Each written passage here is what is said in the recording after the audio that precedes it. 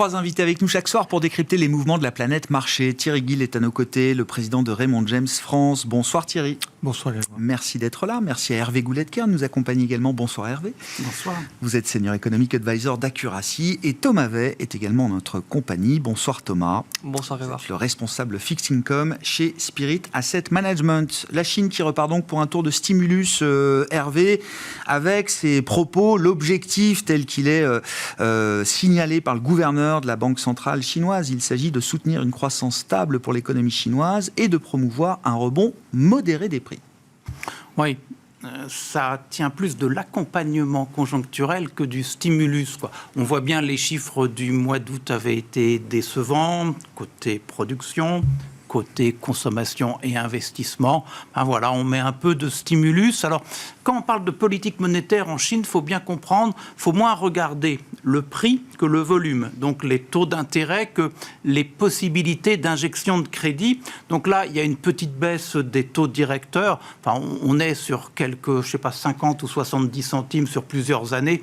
Donc, en fait, ça va très lentement. La baisse des réserves obligatoires, ça fait plus de sens, surtout qu'en même temps, c'est accompagné de l'idée que les banques commerciales pourraient voir leur capital augmenter. L'État participerait d'augmentation de capital. Donc on voit bien qu'on pourrait mettre plus d'argent sur la table. Donc ça, c'est de l'accompagnement. N'empêche qu'il faut voir la toile de fond derrière. La toile de fond, c'est de la politique et de la politique économique, hein, c'est tout bête. Du côté de la politique, on reste avec une gestion très centralisée et avec comme moteur le secteur public. Il ne faut pas oublier cela, c'est pas très market-friendly pour dire les choses. Et si on entre dans la politique économique, en fait, l'enjeu est plus dans la politique structurelle que dans la politique conjoncturelle. Et la politique structurelle, eh bien, elle rencontre vite des obstacles. La politique structurelle, c'est plus l'offre que la demande. Et du côté de la demande, c'est plus l'investissement que la consommation. Donc quand on voit le luxe français qui remonte suite à l'information du jour sur la Chine, c'est un contresens, c'est un faux sens, c'est un contresens de marché. C'est un contresens, à mon avis. Et en fait, revenons sur la politique structurelle. On va venir buter sur une chose, c'est qu'il y a des excédents de capacité partout. Derrière ces excédents de capacité, il y a des problèmes de bilan, non pas partout, mais dans de nombreux endroits. Et en fait, l'image qu'on doit avoir, ou la question qu'on doit se poser, est-ce que la récession de bilan du Japon de l'au-delà des années 80, est-ce que c'est un schéma qu'on doit utiliser pour la Chine aujourd'hui? Moi, j'aurais envie de dire qu'on est un peu dans ce sens-là. Donc en fait, oui, il y a un accompagnement conjoncturel sur une croissance faible, dans un environnement où il y a sans doute une politique structurelle qui connaît ses limites, dans un cadre plus général de politique chinoise, qui est quand même quelque chose qui est un peu orthogonal avec notre vision des choses. J'entends, ce n'est pas un game changer sur l'histoire structurelle de la Chine devant nous, mais est-ce que c'est une bonne nouvelle, au moins sur le plan conjoncturel?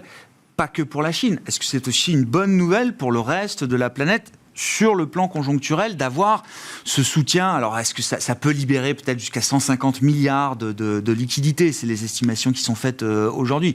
Est-ce que c'est bon pour le reste du monde aussi? Alors, si on veut attirer le chaland sur les actions chinoises, peut-être, mais il me semble tout de même qu'on a été déçus, très déçus, par le parcours des indices, au moins chinois, depuis un certain nombre d'années maintenant. Je ne suis pas sûr que là, ça soit un élément de changement. Quant à l'idée qu'on va avoir autour de 5% de croissance, un petit 5% de croissance, je crois que c'était le pari qui était fait par tout le monde. Donc en fait, bon, il y a eu ces chiffres d'août, il y a la réaction de la politique monétaire chinoise. Bon, c'est quand même pas une très grosse surprise. Donc, à mon avis, on va dire évidemment, il y a les Américains qui baissent leurs taux, il y a les Européens qui baissent leurs taux, les Chinois participent du mouvement et ça donne une idée de reflation. C'est une petite musique qu'on aime bien sur le marché, mais à mon avis, la contribution de la Chine à cette partition sera quand même modeste. La Chine ne redevient pas un risque inflationniste aujourd'hui pour le monde et l'économie mondiale? Non, on est en train de lutter contre la déflation en Chine. Oui, d'accord. Thomas, qu'est-ce que ça vous inspire? C'est vrai que la Banque centrale chinoise est très attentive aussi au mouvement sur les taux chinois. Le 10 ans chinois est à 2% quand même. Enfin, je veux dire, pour donner quand même la perspective du rendement qu'on a sur de la dette chinoise aujourd'hui, quoi. 2%, c'est faible, hein. Mais avec une courbe qui est un peu plus normale que les courbes en zone occidentale. Le 2 ans est à 1,30, donc on a 70 points de base. Il y a une pente, quoi. On a une pente, on a une courbe, donc il peut avoir un peu d'attrait quand même. C'est pas le signe d'une économie qui est très booming. C'est une signe, comme l'a dit Hervé, c'est une économie qui est en déflation, du moins en désinflation. Donc il n'y a pas un grand intérêt sur la zone, hein, surtout avec le risque de change qu'on prend quand on investit sur ce type de papier. Donc pour nous, je suis assez d'accord. Hein. C'est une réaction de marché qui est, une réaction de la politique, la politique monétaire chinoise qui est là, mais qui n'est pas un gros game changer pour le marché des taux mondial. Est-ce que la Chine se permet ça aujourd'hui ?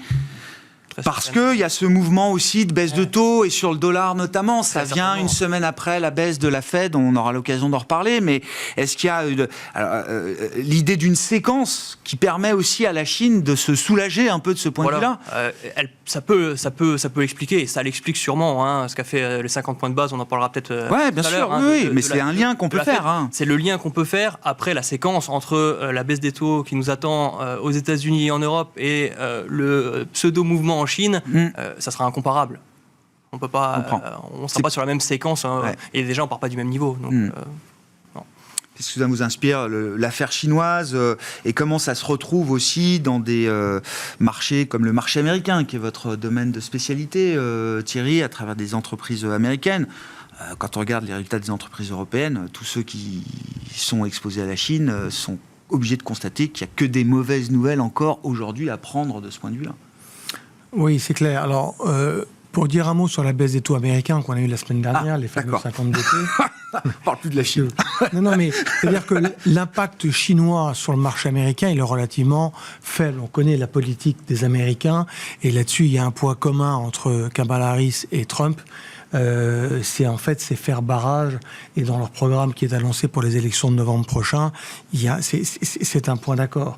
Il n'y a pas de voiture électrique aux États-Unis, chinoises, ou très peu. Donc là-dessus, je dirais que l'impact est relativement minimum, et l'incidence macro, en tout cas, elle est relativement faible. Non, mais il y a des boîtes américaines qui continuent quand même d'opérer un peu en Chine et d'avoir des clients en Chine. Ça peut arriver encore. Quoi. Oui, ça peut arriver. Mais je dirais, ramener à l'échelle même quand on prend les grands acteurs du SPI, c'est relativement marginal. Ouais. Et c'est une bonne nouvelle globale de voir la Chine quand même répondre et réagir à cette faiblesse. Alors, il y a la partie structurelle, il y a aussi peut-être quand même l'idée que 5% de croissance, ce serait bien à atteindre cette année. Est-ce que un coup de pouce via une baisse des taux. Enfin, j'écoutais à l'instant ce qui était dit, c'est un marché que moi je ne maîtrise pas sur le marché chinois, mais en tout cas, le coup de pouce est toujours le bienvenu. C'est un phénomène qu'on observe partout, et que ce soit en Asie, que ce soit en Europe, que ce soit aux États-Unis, et ça va dans le bon sens. Après, reste à savoir pourquoi baisse des taux. On sait qu'en Chine, si j'ai bien saisi, la croissance est faible, pour ne pas dire anémique, ce qui n'est pas le cas aux États-Unis. Ouais. Encore une fois, on est sur une croissance qui reste relativement soutenue, avec un taux de chômage qui est excessivement bas, et les causes sont pas les mêmes. Bon, alors quelles sont les questions là qui reviennent quelques jours après la baisse de taux de la Fed de 50 points de base dans votre esprit, Thierry ? Alors, c'est une bonne ou une mauvaise nouvelle ? Les 50 points de base ? Oui. Une bonne. Et je pense qu'il n'y avait pas d'alternative pour la Fed, parce qu'on a reproché à Powell il y a à peu plus de 2 ans, lorsqu'il a amorcé le cycle de hausse des taux, d'être un petit peu en retard. Il ne fallait pas se faire prendre 2 fois.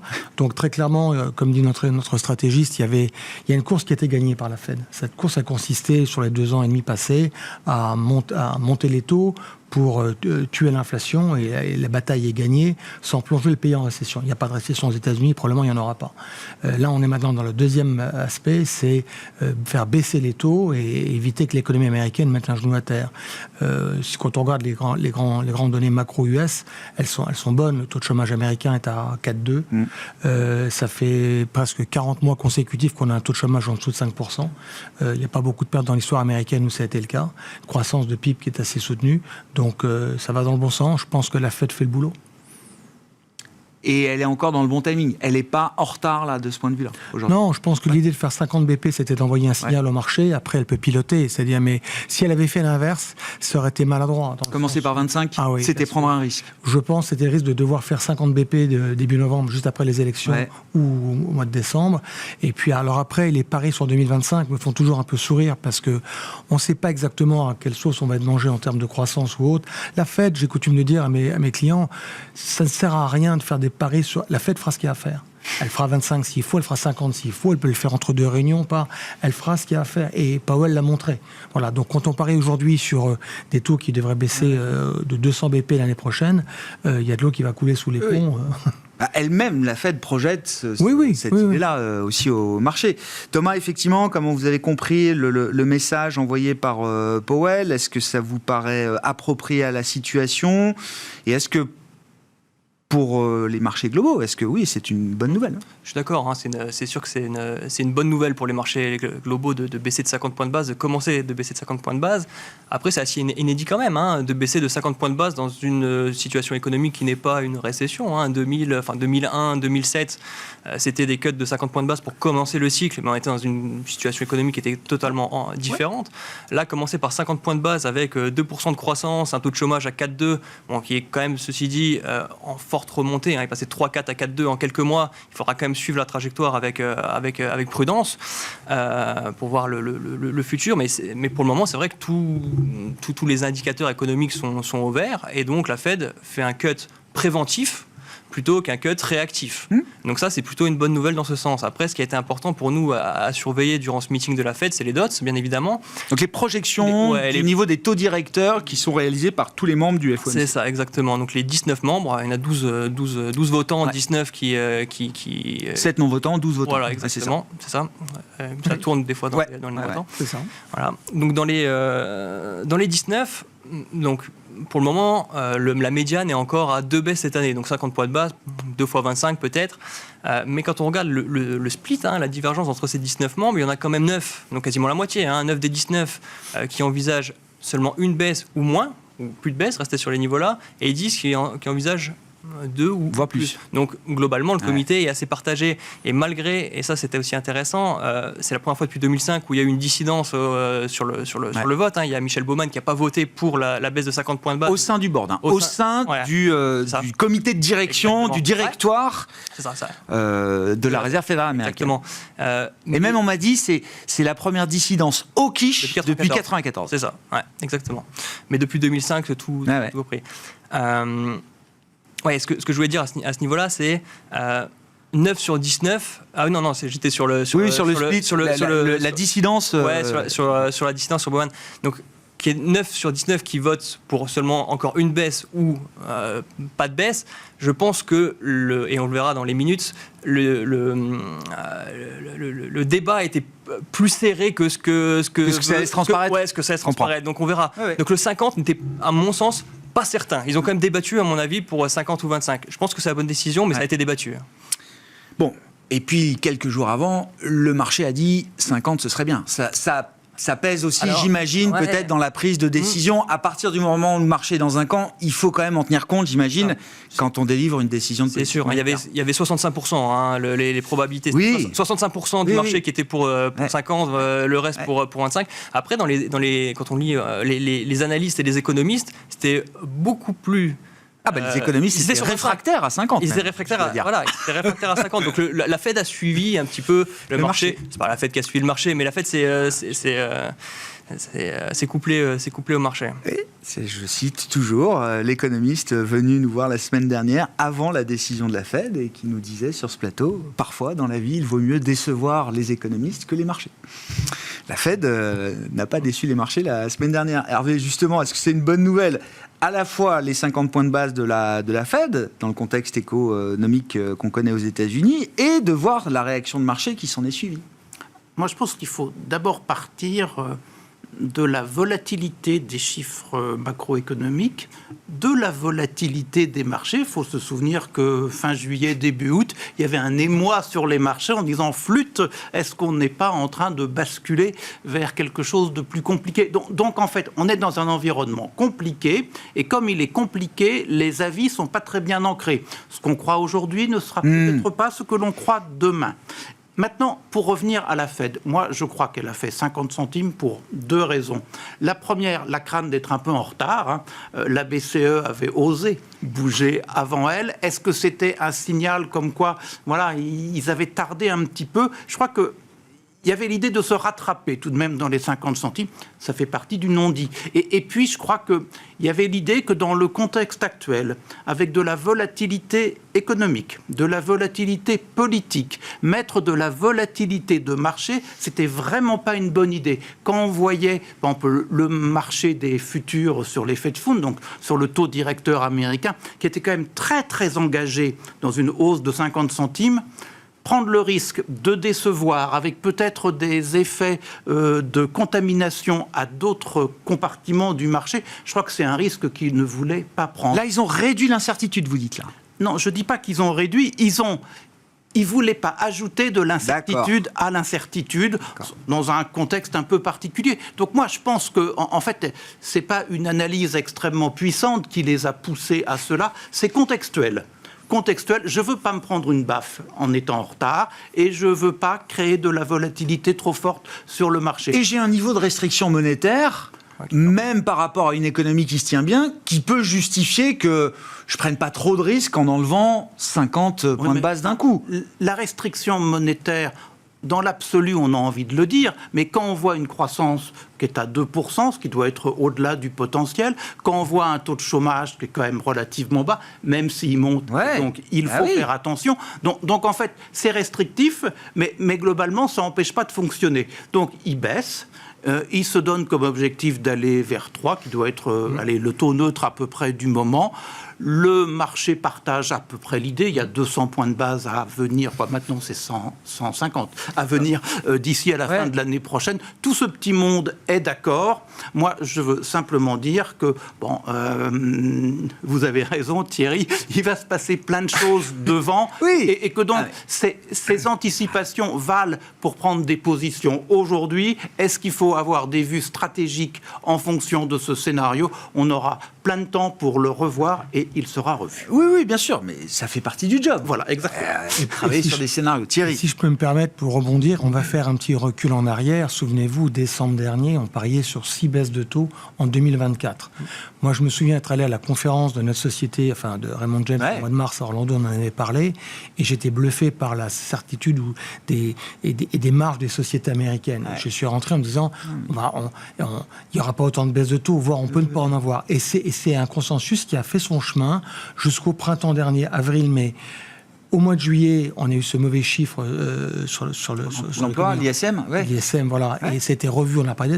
Donc, on a eu moins 6, il y en aura plus, moins 2. Vous voyez, donc, c'est compliqué. Je veux dire, la situation est complexe. Oui, bien sûr. Non, mais la lecture du cycle, la lecture des données est compliquée. Il faut la naviguer dedans. Les effets d'inertie, de relance, de stimulus, etc. ont quand même brouillé la lecture de ces dernières années. Oui, Thomas. Et l'intégralité de la courbe réagit. C'est ça qui est intéressant. C'est pas que la partie courte et les Fed Funds, les futurs sur Fed Funds qui réagissent, le 10 ans réagit fort si on prend le même... Alors, il joue dans quel sens le 10 ans? Il monte. Le taux à 10 ans monte. Non, je parlais sur ce cycle, décembre jusqu'à maintenant. Oui, bien sûr. Les taux à 10 ans ont aussi beaucoup bougé, alors qu'ils auraient pu envisager une vue un peu plus long terme et une pente, une courbe qui se reproduit. Mais ça n'a pas été le cas. Ils ont baissé fort, après ça a monté un peu, et là, sur le 50 points de base, ça remonte. Et c'est assez logique.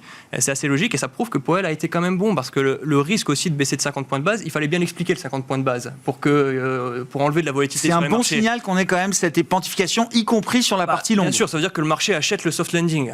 Si le marché achetait le fait que Powell cut de 50 parce qu'il y a un cadavre dans le placard, les taux longs baisseraient. Piquerait du nez.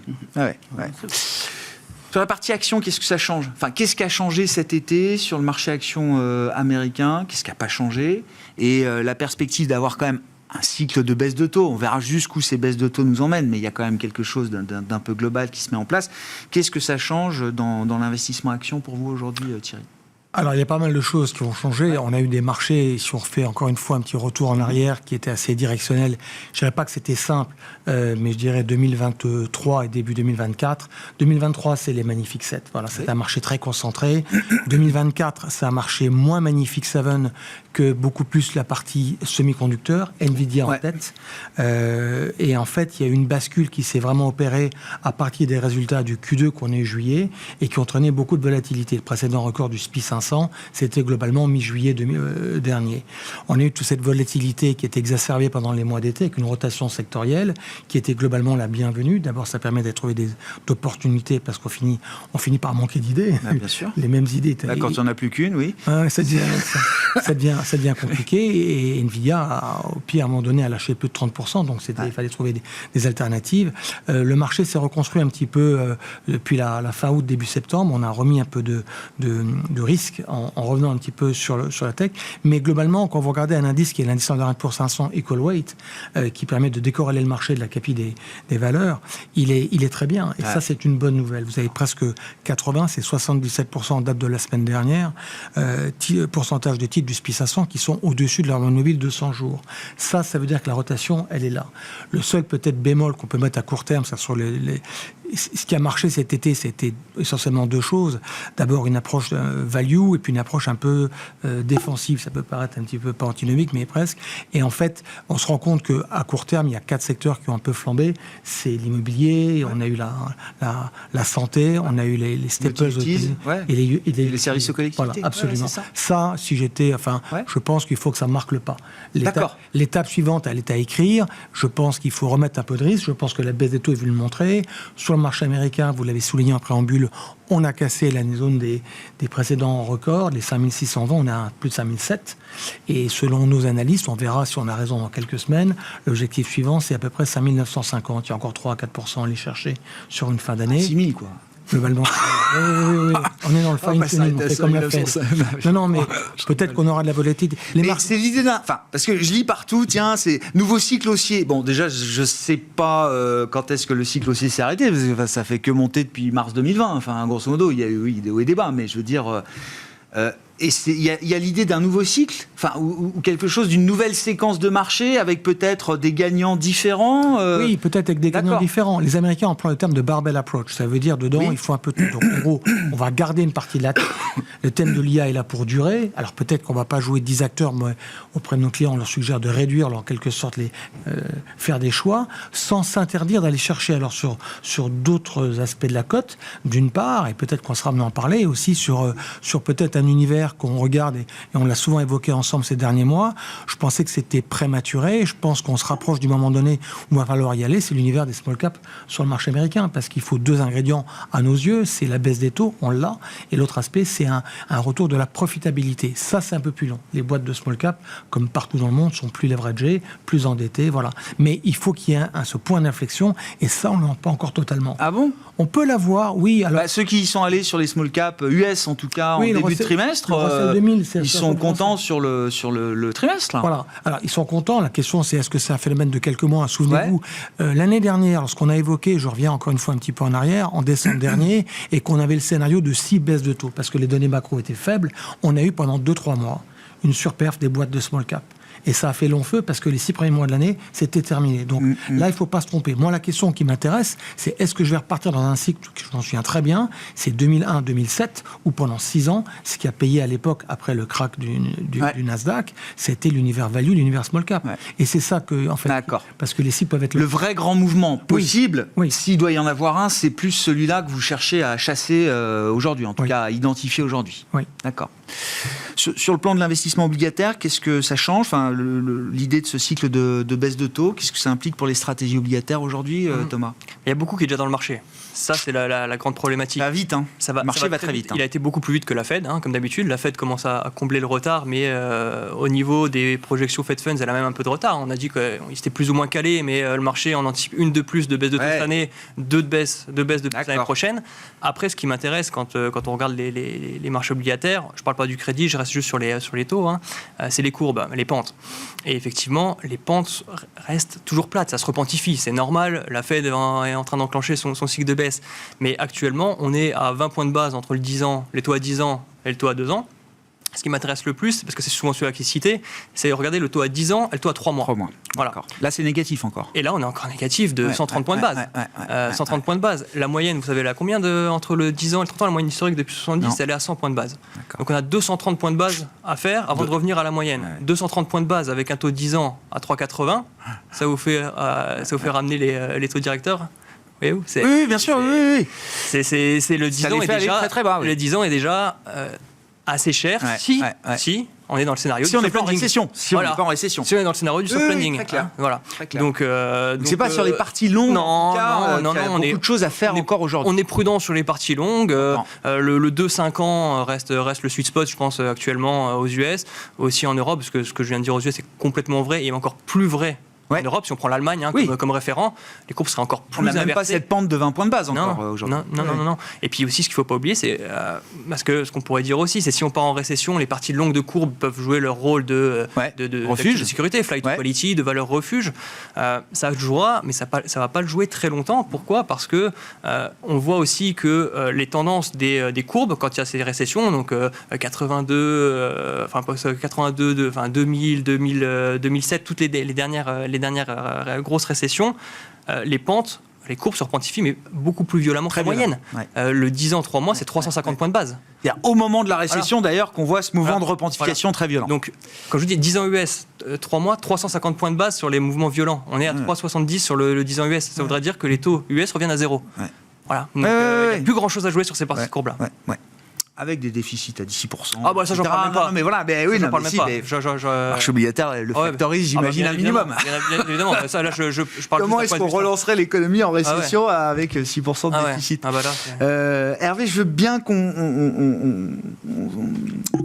bascule côté européen parce que je veux qu'on parle de la France, ou en tout cas du positionnement de la France et du statut de l'OAT, même pour dire les choses précisément, par rapport aux pairs allemand d'un côté, certes, mais moi, ce qui m'intéresse, c'est l'autre partie du peloton.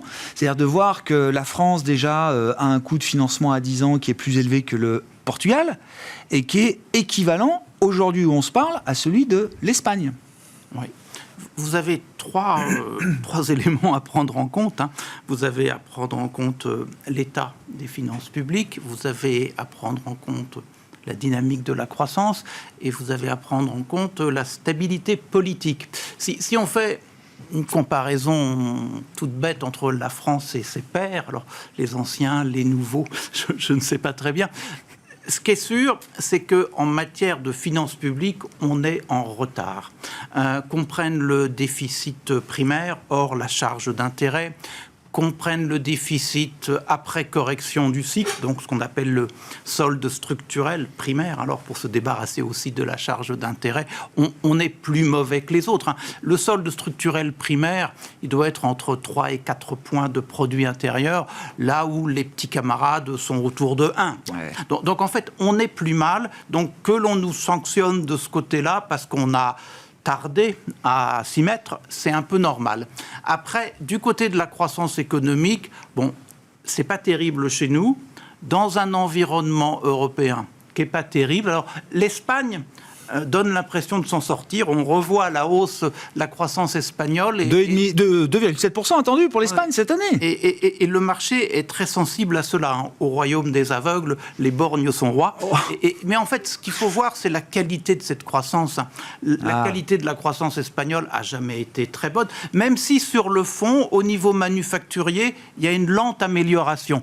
Mais on a eu l'immobilier par le passé et on sait comment ça a fini. Aujourd'hui, il y a un vrai engouement pour le tourisme. On doit avoir du surtourisme en Espagne, vraisemblablement. Ça pousse la croissance à la hausse. Ça, c'est du côté de la demande. N'oublions pas que du côté de l'offre, la migration vers l'Espagne, c'est aussi du travail. Malgré un taux de chômage extrêmement élevé, ça participe tout de même à une dynamique côté de l'offre. Est-ce qu'on doit parier sur le tourisme d'une part, sur les flux de migration de l'autre ? Donc, l'Espagne s'en sort bien aujourd'hui, et j'aurais envie de dire que de ce côté-là, peut-être qu'on extrapole de trop, c'est-à-dire qu'il y a un côté facial à regarder les chiffres, derrière, c'est peut-être moins bon. Et puis, du côté de la politique, et ça, c'est vraiment le côté nouveau au détriment de la France, c'est que la France était considérée comme politiquement stable, les fameuses institutions de la Ve République, et là, brusquement, ça devient instable, au point tel que, je ne dis pas qu'on est en train de trouver que la politique espagnole est stable, elle est instable maintenant depuis 4 ans ou 5 ans, quelque chose comme ça, peut-être un petit peu plus, mais voilà. Donc, en France, on pâtit un peu de tout ça. Alors, d'un côté, c'est normal. De l'autre côté, ça doit être une invite à faire des réformes, c'est-à-dire à remettre de l'ordre dans nos comptes publics. On ne sait pas très bien comment on va faire, mais il va falloir le faire. Et puis du côté de l'économie aussi, quoi. Il y a sans doute des choses à faire. Donc c'est un début de sanction. Il faut que ça soit écouté par tout le monde, parce que ce n'est qu'un début, continuons-le. Enfin, voilà, quoi. Oui, j'entends. Il y a un petit truc comme ça derrière, et donc il faut être attentif. Les marchés peuvent être injustes parfois, mais là, il y a quand même une part de vrai. Oui, puis je trouve qu'ils sont certes très vigilants, mais qui sont relativement sages aussi vis-à-vis de la France. On pourrait être à 100 points de base sans difficulté. Oui, c'est ça. Et dans l'environnement actuel, sans que rien n'ait changé dans le paysage politique français ou autre. Moment à la Truss ou pas tous les marchés obligataires oui, non, personne n'espère, je pense. Et dans les chancelleries, j'espère que la leçon a été bien retenue de ce point de vue-là. Mais c'est l'exemple qui revient 2 ans après, régulièrement, pour évoquer des pays européens comme la France, mais pour évoquer aussi la situation américaine avec un risque politique post-5 novembre. Non, clairement, pour la France, c'est assez justifié. 80 points de base, on est sur des niveaux qui sont certes plus hauts que la moyenne, mais qui ne sont pas non plus exceptionnels compte tenu de la situation. Aller toucher les 100, même au-delà de 100 points de base à très court terme. Quand je dis à très court terme, c'est bien sur un budget, sur un budget qui doit bientôt arriver, et on va voir comment il va arriver. C'est fortement possible. Après, la comparaison avec l'Espagne, c'est anecdotique, j'ai envie de dire. C'est un petit peu des vases communicants aussi. Ça sort peut-être un petit peu de la France pour rentrer sur enfin, c'est anecdotique quand on va se retrouver derrière le Portugal, derrière l'Espagne. Enfin, je veux dire, à un moment, c'est plus statut cœur ou semi-cœur que la France défait, quoi. Ouais, mais c'est normal que le spread. C'est normal que le spread augmente en prenant en compte les chiffres du pays. Après, sur les États-Unis, on verra bien aussi l'élection présidentielle. Je ne vais pas donner d'avis là-dessus. Ça reste à mon avis extrêmement serré, et puis c'est très flou pour le moment de voir. Il y a match. Il y a encore quelques semaines, il n'y avait plus match. C'est ça. Non, il y a clairement match, et puis c'est très difficile à voir les impacts sur le marché, notamment obligataire, avec l'élection. Bon, sans Joe Biden, Donald Trump est orphelin. C'est ce qu'on m'a dit hier. Ah, tiens, c'est amusant, oui. Ah, mais c'est dur pour lui maintenant. Oui, bien sûr, c'est dur. Il y a un rattrapage. Les stratèges. On avait notre call de stratégie justement juste avant que je vienne vous voir, et nous, notre scénario depuis quelques mois, alors d'abord, on est vraiment sur un 50-50 déjà au niveau de l'élection présidentielle. Voilà, là où il y a... Mais c'est ce que je dis, il y a match. Il y a quelques semaines en arrière ou quelques mois, le match n'était pas si évident que ça. Voilà, notre analyse politique à Washington donnait un 60-40 Trump, on est sur du 50-50. Après, ça sera probablement pas un sweep, au contraire, ça sera une espèce de cohabitation, avec d'une part, comme vous le savez, le Sénat est réélu par tiers et la Chambre des représentants en intégralité. Notre pari, c'est qu'en fait, comme il y a plus de sièges à renouveler au niveau du Sénat, sur les 34 sièges, il y en a 23 de mémoire. Pour les démocrates. Pour les démocrates, ils ont plus à perdre. Donc, on devrait basculer sur un Sénat, Chambre haute, républicaine. À l'inverse, il y a des chances que les démocrates conservent pas parce qu'ils ne l'ont pas, gagnent la chambre basse. Voilà.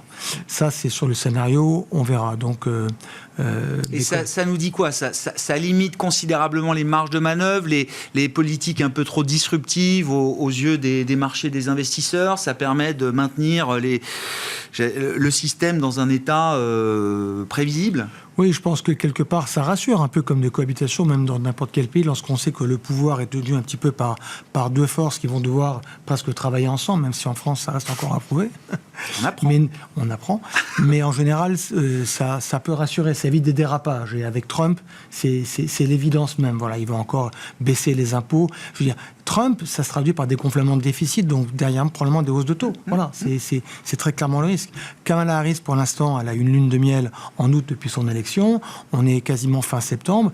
Ce qui est étonnant, c'est qu'en fait, ça tient toujours pour l'instant. Voilà. Et quand on regarde, j'ai regardé un intérêt tout à l'heure, il y a entre 6 et 7 États swing states, très clairement fin juin, et encore plus après la tentative d'assassinat de Trump, ils gagnaient dans les 6 ou 7. Aujourd'hui, on est sur du 3 partout ou 4 à 3. Donc il y a des bascules qui s'opèrent. Avec un budget de campagne démocrate qui n'a plus rien à voir avec ce que Trump peut avoir aujourd'hui. Enfin, là, il y a deux dimensions. Kamala Harris peut dépenser beaucoup plus que Trump dans les États clés oui, elle a récupéré sur le vote féminin, elle a récupéré sur le vote noir, elle a récupéré beaucoup de gens. Et le marché a compris que Kamala Harris, c'était pas forcément positif pour les bénéfices par action des entreprises, par exemple? Oui, mais on verra ça plus tard. Alors, l'impact sur les bénéfices, les faire repasser... Parce qu'on a beaucoup parlé des Trump Trades, par exemple. Le Kamala Trade, ça n'a pas effrayé le marché, quoi. Non, ça aura un impact, mais bon, souvenez-vous, quand Trump était élu, c'était en 2016, les Américains avaient le taux d'impôt société le plus élevé de l'OCDE. Ah bon, d'accord, ok. C'est-à-dire que vous aviez le taux fédéral. D'accord, oui. Et j'étais étonné, j'ai relu 2 fois la nouvelle, parce que c'était plus élevé que la France. C'est pas toujours facile de trouver des pays qui font pire que nous. C'était pas le taux effectif payé non plus, mais oui. Il l'a fait baisser à 21. Éventuellement, il veut l'amener à 20 et voire même à 15 pour ceux qui produisent localement. Là où Kamala Harris veut le faire monter à 27. D'abord, il faudra le faire valider. On verra en fonction du vote des chambres. Donc, c'est pas encore fait, mais il y aura probablement un lagging de 9 à 12 mois avant que ce soit mis en place. Et ça aura un impact sur les... Oui, ça sera une moins bonne nouvelle, mais pas de remise en cause de la tendance, parce que c'est un taux facial, mais derrière, il y a beaucoup de capacité à... D'ingénierie. Oui. Fiscale. Oui. D'imagination. Sans limite, oui, non, mais ça, bien sûr. Bon, sur l'enjeu de l'élection américaine, Hervé, qu'est-ce qu'il y a de nouveau pour vous? On ne s'est pas revu ici depuis le début de l'été, maintenant. C'était un monde encore différent. Je pense que l'essentiel a été dit, c'est-à-dire qu'aujourd'hui, il y a un jeu ouvert alors qu'il ne le semblait pas avant que Biden renonce. Bon, il faut quand même faire attention aussi, c'est une élection à 2 tours. Donc en fait, en fonction de ce qui va se passer dans ces fameux swing states, on peut avoir une majorité des électeurs et puis une autre majorité au niveau des grands électeurs. Et ça... politiquement, ça peut rappeler des souvenirs pas très très heureux. Non, bien sûr. Donc il faut faire ajouter attention de la crispation à cela. Bon, au niveau de la politique budgétaire, on n'en parle pas du tout. Et j'ai l'impression que, je vais peut-être être provocateur. Sans doute a-t-on raison de ne pas en parler, parce que le monde est tellement incertain aujourd'hui que le côté refuge des actifs américains, singulièrement des titres d'État, est, je crois, très présent encore. Et donc, ça va sauver une irresponsabilité en matière de gestion des comptes publics, alors que l'on comprend bien chez Trump, mais qui existe aussi chez Harris, en fait, qui a existé chez Biden. Biden lira l'Inflation Act, voilà. Ouais. Bon, c'est quand même mettre la caisse sur la table. Vous faites des investissements qui vont dans le bon sens, je vous en paye un bon bout. Bon, donc ça a choqué personne parce que c'était pour la bonne cause, mais en matière d'équilibre des finances publiques, c'est quand même moyen. Donc, les Américains jouent un peu avec le feu dans cette histoire en se disant on se fera financer soit par les étrangers, soit par la Fed. Très bien, mais voilà, on paraît presque vertueux par rapport aux Américains. Ça, c'est quand même quelque chose auquel il faut être attentif. Et puis nous, qui sommes à la périphérie des États-Unis, il faut quand même être attentif à ce que sera la politique étrangère, à ce que sera la politique économique étrangère des États-Unis. Il règne tout de même un espèce de parfum plutôt nationaliste, isolationniste, chez tout le monde. Et donc, il faut bien voir quelles conséquences ça aura chez nous, sachant qu'on voit. Et du point de vue de l'Europe, qu'est-ce qui serait mieux, Trump ou Harris alors? C'est sans doute Harris, parce qu'elle est quand même plus internationaliste, si j'ose dire, que Trump. Elle serait plus bienveillante vis-à-vis de l'Europe et du commerce extérieur, oui? Je pense qu'elle, dans ce monde compliqué, et je pense qu'au département d'État, on le sait, les Américains sont certes le pays le plus puissant, mais ils ont besoin d'appui. Et alors, chez les démocrates, les Européens, certains pays d'Asie sont des appuis très naturels. Et ça ne sera pas remis en cause, je crois. Après, la qualité de l'écoute de ses alliés à Washington sera moyenne. Mais n'empêche que c'est mieux que celui qui dit je mets la table par terre et on verra ce qui se passe. Ce qui nous oblige quand même à réagir, quoi. Mais c'est un aiguillon qui en Europe, pousse aussi la réaction de l'Europe dans un monde un peu plus quand on voit l'état de la politique différent, quoi. allemande, quand on voit l'état de la politique française, considérer qu'on va avoir une vraie capacité de réaction, c'est pas évident. Il y aura des initiatives au niveau de la Commission, mais ça ne suffira pas à nous faire bouger. Merci beaucoup à vous trois d'avoir été les invités de Planète Marché ce soir. Hervé Gouletker, Senior Economic Advisor d'Accuracy, Thierry Gill, président de Raymond James France, et Thomas Veit, responsable Fixed Income chez Spirit Asset Management.